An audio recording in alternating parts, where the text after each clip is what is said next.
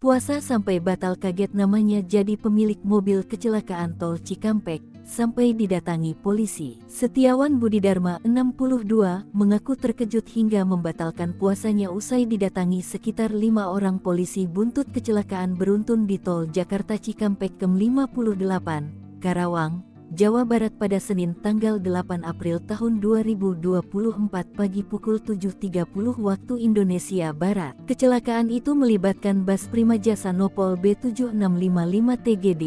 Lalu, Daihatsu Terios masih belum diketahui dan mobil Grand Max diketahui bernopol B1635 BKT.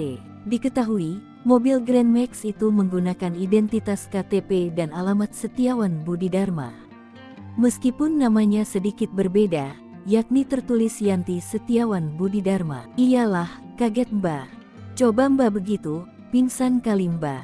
Ini gemetar nih kakinya.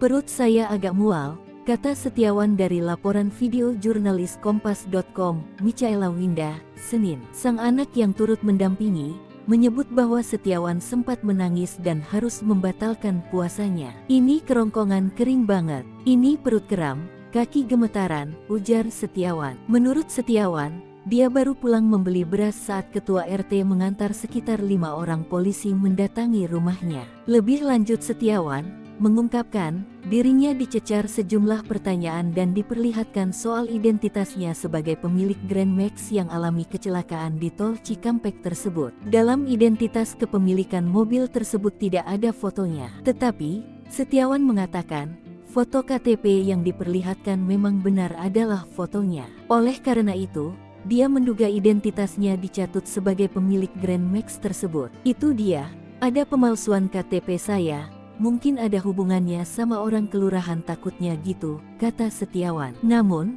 menurut Setiawan, pihak kepolisian bakal mendalami lagi perihal pemilik Grand Max tersebut. Dikutip dari Kompas.com, Kapolres Karawang AKBP Wirdanto Hadicaksono mengatakan, dalam STNK mobil Grand Max tertulis atas nama Yanti Setiawan Budidarma dengan alamat Jalan Duren nomor 16 RT 003009 Kelurahan Utan Kayu Utara, Kecamatan Matraman, Jakarta Timur. Diketahui, kecelakaan beruntun terjadi di tol Jakarta Cikampek Kem58, Karawang, Jawa Barat pada Senin pagi.